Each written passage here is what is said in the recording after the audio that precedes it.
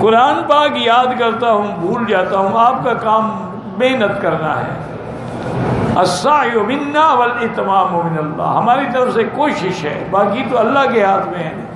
لیکن علماء نے لکھا ہے کہ اگر ہر نماز کے بعد دایاں ہاتھ سر پہ رکھ کے یا قوی یا متین اللہ کے نام کہہ کے دعا کرے تو انشاءاللہ حافظہ قوی ہو جائے گا.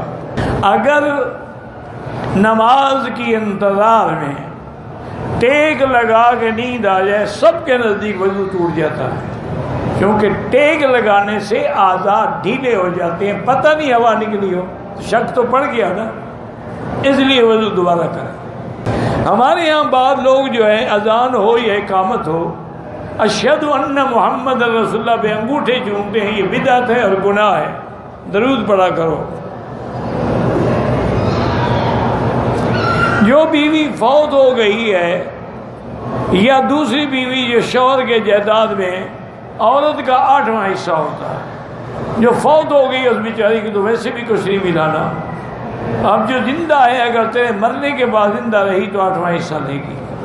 حضرت عثمان کی قبر مبارک جنت البقیع میں ہے، حضرت علی کی نجف اشرف میں ہے. عمرہ کر کے داڑھی منڈالے تو شخص کا کیا حکم ہے؟ گناہ کبیرہ کا مرتکب ہے. توبہ کرے، استغفار کرے. نماز میں عورت آگے ہو یا سامنے کھڑی، ساتھ کھڑی ہو نماز نہیں ہوتی. حنفی مسلک میں شفافے کے نزدیک ہو جاتی ہے. اسلام میں بیٹی کا اتنا بڑا مقام ہے کہ بی بی فاطمہ کے لیے حضور کھڑے ہو جاتے ہیں، یعنی جس کے لیے تمام انبیاء کھڑے ہوں حضور بیٹی کے لیے کھڑے ہوتے ہیں. مجھے 7 سال سے خارش کی بیماری ہے، میرا بھائی علاج بھی کرائیں، اور سب سے بڑا علاج زمزم ہے. اسی نیت سے ہر نماز کے بعد پئیں بھی اور اس کو اسی خارش کی جگہ پر لگائیں بھی، اللہ شفا دیں گے. نماز پڑھاتے ہیں کرسی میں بیٹھے، سیدھا ٹیبل پہ کرتے ہیں.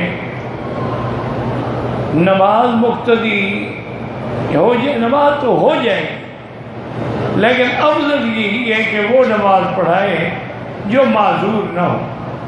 لیکن اگر کوئی اور عالم نہیں ہے، کوئی اور صحیح قرآن پڑھنے والا نہیں ہے تو وہ پڑھا سکتے. ہمارے ملک میں کل خوانی اور جمعرات میں جو اشیاء تقسیم ہوتی ہیں یہ بالکل حرام ہے، خالص بدعت ہے. اس کا پکانا بھی ناجائز، کھانا بھی ناجائز. 10 محرم کے نام پہ سبیلیں جو لگاتے ہیں وہ بھی استعمال کرنا ناجائز ہے. اور خود عقل کریں، ادھر کہتے ہیں کہ حضرت حسین پیاسے شہید ہو گئے اور ادھر یہ دودھ کی سبیلیں لگاتے ہیں، خوش ہوتے ہو ان کی شہادت پر. کہتے ہیں کہ فقہ حنفی میں عصر کی نماز کا وقت مثلین ہے، یہاں پر مثل اول میں ادا کی جاتی ہے. فتویٰ یہی ہے کہ حرم کی نماز نہ چھوڑیں. حضرت گنگوئی رحمۃ اللہ علیہ نے اپنے فتاویٰ میں لکھا ہے کہ گو عرب کے علاقوں میں اوقات جو ہیں وہ ہمارے حنفی اوقات کے مطابق عصر کا وقت نہیں ہوتا ہے، لیکن انہیں حرم کی نماز نہیں چھوڑنی چاہیے، بالکل جماعت کے ساتھ پڑھیں. اگر چند دن ہم نے امام احمد ابن حنبل رحمۃ اللہ علیہ کے قول پہ عمل کر دیا تو کیا ہو گیا؟ ایک عورت کا نکاح ایک جگہ ہو گیا، تنسیخ کرا کے دوسری جگہ نکاح کر لیا، پہلے نکاح ختم ہو گیا اب برقرار ہے. تنسیخ اگر انگریزی قانون کے مطابق ہے تو پہلا نکاح اسی طرح کھڑا ہے. اگر اسلامی قاضی کی عدالت نے فیصلہ کیا ہے تو نکاح ختم ہو جائے گا، چونکہ وہ اس کو بلائیں گے، اس سے کہیں گے طلاق دو.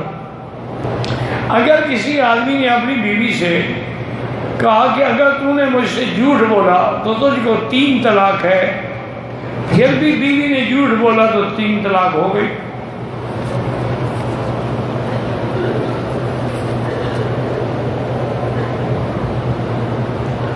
ظہر کی 4 رکعات کی سنت نماز میں دوسری رکعت التحیات کے بعد تیسری رکعت کے لیے اٹھنے سے پہلے درود ابراہیمی شروع کر دیا، پھر یاد آیا حنفی مسلک میں تو سجدہ سہو ہو جاتا ہے، باقی ائمہ کے نزدیک کوئی حرج نہیں۔ نماز پڑھا کرو، چھوٹی موٹی غلطی اللہ معاف کریں گے۔ بدقسمتی ہمارے لوگ تو نماز ہی نہیں پڑھتے۔ خواتین کا دربار پہ جانا یا قبرستان میں جانا بالکل ناجائز ہے۔ میرے جوتے کوئی حرم سے لے گیا ہے تو میں کسی کے جوتے اٹھا لوں، یعنی وہ تو چور بنا، تم بھی چور بننا چاہتے ہو؟ بالکل نہ اٹھاؤ، وہ بھول کے لے گیا ہوگا بیچارہ۔ جو شیعہ صحابہ کی شان میں گستاخی کرتے ہیں، سیدہ عائشہ صدیقہ کی شان میں گستاخی کرتے ہیں، وہ کافر ہیں، ان کے کفر میں کوئی شک نہیں۔ کسی مسلمان سے بغض رکھنا حرام ہے، کیونکہ اللہ کے نبی پاک نے فرمایا ہے کہ لا تحاسدوا ولا تباغضوا ولا تدابروا کونوا عباد اللہ اخوانا۔